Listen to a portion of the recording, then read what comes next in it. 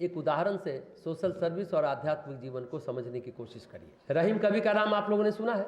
रहीमन निज मन की व्यथा, मन ही राखो गोय, सुन लठ रही है लोग सब, बांट न लइए कोई। बड़ा प्रचलित दोहा है। अपने मन की व्यथा को अपने अंदर रखिए, दूसरे को मत बताइए, लोग हंस के व्यंग करेंगे, कोई बांट नहीं लेगा। रहीम कवि कौन थे? अकबर के नवरत्नों में थे, अकबर के मंत्री थे, अकबर के प्रधान सेनापति थे, अकबर के मित्र भी थे। रहीम बैरम खां के बेटे थे और बैरम खां ने अकबर को ही पाला था बचपन में, तो रहीम अकबर के भाई की तरह भी थे। रहीम प्रतिदिन दान करते थे, लेकिन आंखें नीचे करके दान करते थे, नीचे करके देते थे। वो कहते थे, देनहार कोई और है, देत रहे दिन रैन, लोग भरम मुंह पर करे, ताते नीचे नैन। देनहार मतलब भगवान देने वाला है, कोई और है देने वाला, हमें तो निमित्त बनाकर देता है। लोग सोचते हैं कि मैं दे रहा हूं, अरे आप तो बड़े दानी हैं, फिर मुझे शर्म आती है, इसलिए मेरी नजरें नीची रहती है। कितना अच्छा भाव है, नजर नीचा रहता है। देनहार कोई और है, देत रहे दिन रैन, लोग भरम मुंह पर करे, ताते नीचे नैन। पहला वाला रहीम ये है। अब देखिए दूसरा वाला रहीम कौन है?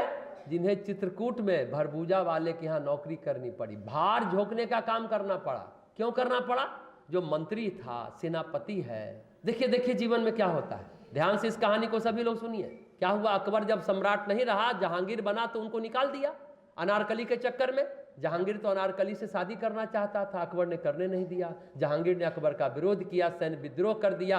फिर अकबर ने सेनापति रहीम को भेजा विद्रोह दबाने के लिए। पहले तो जहांगीर ने रहीम को अकेले मुलाकात के लिए बुलाया और सोचा कि धोखे में मरवा देंगे। रहीम गए, रास्ते में नदी पड़ती थी, नाव से जा रहे थे। उन्हें आकाश में, देखिए रहीम है नाम, देखिए उन्हें आकाश में कृष्ण भगवान के दर्शन हुए। क्योंकि रहीम मुसलमान होते हुए कृष्ण भक्त थे, तो उन्होंने दोहा लिखा, रहीमन को का करे जवारी चोर लबार, जो पत राखन हार है माखन चाखन हार। लाज रखने वाला माखन के चाखन हार है, यानी स्वयं कृष्ण है। उनका कौन क्या बिगाड़ सकता है भाई, कोई क्या कर सकता है? तो रहीम बीच रास्ते से लौट गए नदी से। अकबर की सेना का सामना करने का साहस उस काल में हिंदुस्तान में किसी को नहीं था, तो भला जहांगीर कहां से कर पाता? और रहीम तो प्रधान सेनापति थी, लाखों की फौज लेकर गए थे जहांगीर ने, लेकिन क्या किया? इमोशनल कार्ड खेला। आप तो मेरे चाचा हैं, आपसे कैसी लड़ाई, हम लोग एक साथ बैठे और बात करें। रहीम ने भी सोचा कि पुत्र है, चलो मिल लेते हैं, पर रास्ते में उनको संकेत मिला, लौट जाओ, वहां खतरा है, और रहीम लौट गए। जब अकबर बीमार हो गए तो जहांगीर हिंदुस्तान का बादशाह बना, तो उसने बदला ले लिया, सारे पद छीन कर निकाल दिया। आगरा से चित्रकूट आकर भार झोंकने लगे। उस समय अयोध्या के राजा इंद्रसेन थे। उन्होंने प्रश्न किया, जाके सिर असभार सोकत झोकत भार। अरे जिसके सिर पर इतना बड़ा भार था, अब वो भार कैसे झोंक रहा है? जो हिंदुस्तान चलाते तो अब भूजा भूजते हैं। इंद्रसेन ने पूछा, तो रहीम ने हंस के उत्तर क्या दिया, भार झोंक के भार में रहीमन उतरे पार। भार जो मेरी खोपड़ी पर लदा था, उस भार को मैंने भार में झोंक दिया, कुछ नहीं बचा, भार को भार में झोंककर पार उतर गए।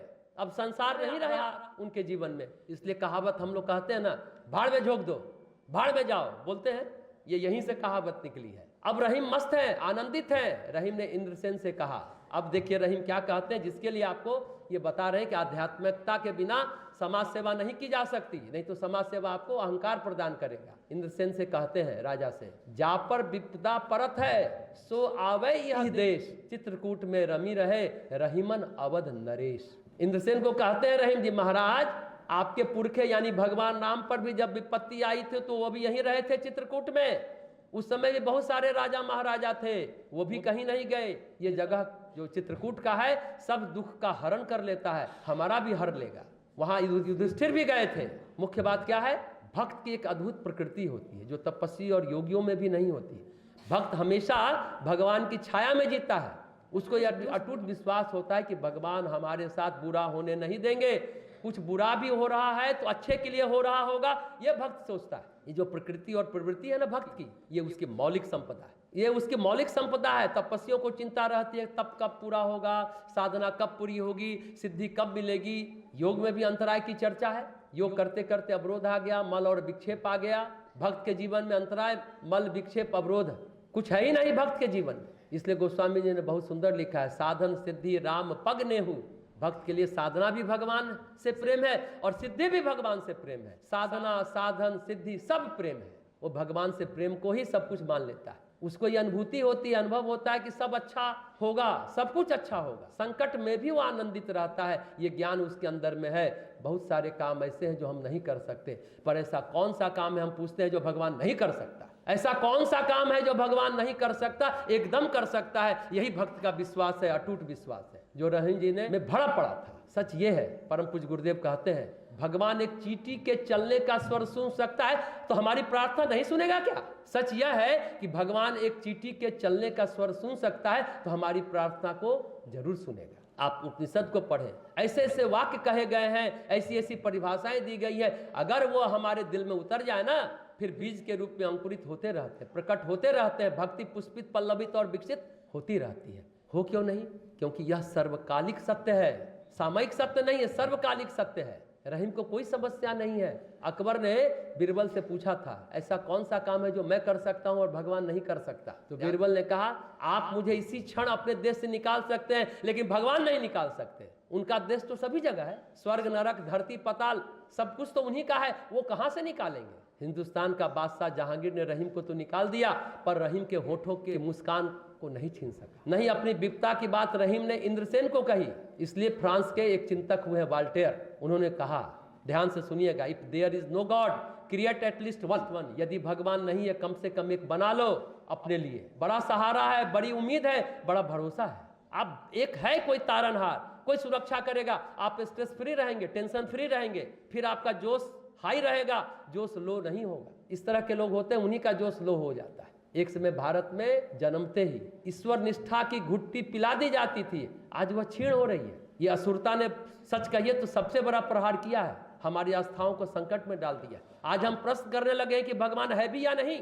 इसलिए गीता में भगवान कहते हैं ना, संशयात्मा विनश्यति, संशय में जीने वाला व्यक्ति का विनाश सुनिश्चित है। आज संशय में हम सभी जी रहे हैं, और संशय का हश्र अच्छा नहीं होता। सच कहें तो हमारे अंदर आस्था और श्रद्धा ऊर्जा के स्रोत है, जो हमें ताकत देते हैं, हमें मजबूती देते हैं। कौन? आस्था और श्रद्धा। रहीम की यही आस्था तो थी, भार झोंक के हम पार हो जाएंगे। रहीम तो बूढ़े थे, पर उनकी आस्था और श्रद्धा जवान थी। आध्यात्मिक दृष्टि, आध्यात्मिक दृष्टिकोण, कष्ट भी मिला, पीड़ा भी मिली, उसको भी वो पॉजिटिव तरीके से लेते हैं। हम लोग क्या कहेंगे? रहीम की कथा आपने सुनी, क्या बोलेंगे? अरे इतना दान पुण्य करने वाला व्यक्ति को इतना कष्ट मिला। लेकिन रहीम ने कहा, हम पार उतर गए। उस समय भारत के सारे राजे रजवाड़े उनके मित्र थे, बादशाह के मंत्री थे, प्रधान सेनापति थे, परंतु रहीम ने किसी राजा रजवाड़े के यहाँ जाना उचित नहीं समझा, क्योंकि वो जानते थे कि हमारी वजह से किसी को हम संकट में नहीं डाल रहे। वो जानते थे कि मुगल सेना बहुत ताकतवर है, कोई राजा जहांगीर का सामना नहीं कर सकता। वैसे भी वो आध्यात्मिक व्यक्ति थे, ईश्वर के अलावा किसी पर यकीन नहीं करते थे, विश्वास नहीं करते थे। मनुष्य पर आश्रित होने से अच्छा है कि भगवान पर आश्रित हुआ जाए।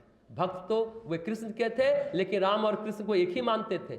लेकिन दान मांगने वाले, चूंकि अकबर के दरबार में वो दान करते रहे थे, वहां चित्रकूट भी पहुंच गए, तो उन्होंने क्या कहा? देखिए कितना विनम्र व्यक्ति है, कितना स्पष्ट दृष्टि है। वह हरियाली ना रही, पतझड़ रही छाए, यारो यारी छोड़िए, वे रहीम अब ना आए। वो समृद्धि, वो हरियाली अब नहीं है मेरे पास, अब पतझड़ है, अब हमारी दोस्ती छोड़ दो, अब वो बात नहीं है हमारे में। परिस्थितियां हैं, परिवर्तित होती रहती है, प्रकृति का नियम है। जब तक आपके पास पुण्य का प्रकाश है, तब तक साधन सुविधा रहती है। पुण्य का प्रकाश खत्म तो साधन सुविधा खत्म। फिर वही बात, भगवान की भक्ति हो, आध्यात्मिक दृष्टि हो, तो प्रसन्न भाव से सभी परिस्थिति को हम स्वीकार लेते हैं। इसी को कहते हैं आध्यात्मिक दृष्टिकोण। तो बिना आध्यात्मिक हुए समाज सेवा आप कर ही नहीं सकते। नहीं तो कितना भी अच्छे व्यक्ति हो, एक भाव आता है, मैं दे रहा हूँ, ये अहंकार, ईगोसेंट्रिक जीवन, फिर हमें पुण्य कर्म दिखने में लगता है, वो हो जाता है पाप कर्म।